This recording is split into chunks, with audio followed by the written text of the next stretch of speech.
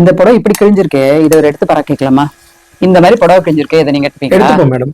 இந்த மாதிரி சாரீஸ் எல்லாம் நம்ம எடுத்துப்போம் மேடம். அப்படியா? Flashback. இந்த ஸ்நாக்ஸ் சாப்பிட சும்மாவே உட்காந்துருக்கிய, கேட்கவே இல்லையா? இந்த தண்ணி குடி, தண்ணி. என்னடா பண்றாங்க அம்மா? எங்க கிளம்புற? டி நகர்ல பத்மாவதி அம்மன் டெம்பிள் இருக்குல்ல, அதுக்கு போயிட்டு வந்துடுறேன். கோயிலுக்கு சேலை சாத்த போறியா? இல்ல இல்ல, அதுக்கு ஆப்போசிட்ல ஓல்டு காஞ்சிபுரம் பட்டு சென்டர், பழைய புடவை எல்லாம் போட்டா பணம் கொடுக்குறாங்கல்ல, இருக்கட்டும். அதுக்கு நீ போறேன். எனக்காக இல்லடா, நம்முடைய நேயர்களுக்காக. வணக்கம் வணக்கம், எப்படி இருக்கீங்க? நல்லா இருக்கு மேடம். உங்க கடையை பத்தி நிறைய நான் கேள்விப்பட்டிருக்கேன். இந்த பழைய பட்டு புடவைகளை எப்படி எடுத்துக்கிறீங்க நீங்க? மேடம் சாரீஸ் பார்க்கணும் மேடம். பார்டர் சைஸ் பண்ணி நம்மளுக்கு கேஷ் தருவோம் மேடம். இந்த சாரி இருக்குன்னு வச்சுங்களா, இங்க பாருங்க, பியூர் ஒயிட்டா வரும். அது வந்து சில்வர் ஜரி. ஓ, இது காப்பர் ஜரி மேடம்.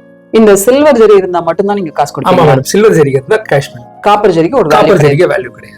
டி நகர் அக்கார்டு ஹோட்டலுக்கு ஆப்போசிட்ல இருக்கிற அரியன் காம்ப்ளெக்ஸ்ல கிரவுண்ட் ஃப்ளோர்ல இந்த ஓல்டு காஞ்சிபுரம் பட்டு சென்டர் இருக்குங்க.